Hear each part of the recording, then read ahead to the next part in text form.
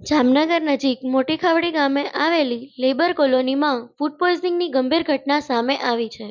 પ્રાથમિક માહિતી મુજબ રાત્રિના સમયે બનાવવામાં આવેલ ખોરાક આરોગ્યા બાદ મજૂરોને એક પછી એક ઝેરી અસર થવા લાગી હતી, જેના કારણે કોલોનીમાં અફરાતફરીનો માહોલ સર્જાયો હતો.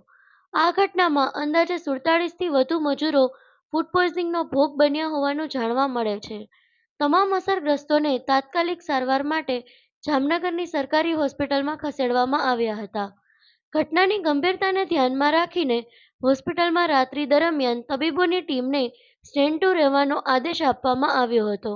હાલ તમામ મજૂરોને જરૂરી સારવાર આપવામાં આવી છે અને તેમની તબિયત પર તબીબો સતત નજર રાખી રહ્યા છે, જે પૈકીના કેટલાક મજૂરોને રજા પણ આપી દેવાઈ છે. પ્રાથમિક તારણ મુજબ ખોરાકમાં કોઈ પ્રકારની બગાડ કે ઝેરી પદાર્થના કારણે આ ઘટના બની હોવાની આશંકા વ્યક્ત કરવામાં આવી રહી છે. રાત્રિના સમયે લાઇટ ન હતી ત્યારે આ બનાવ બન્યો હતો, જે મામલામાં વધુ તપાસ હાથ ધરવામાં આવી રહી છે.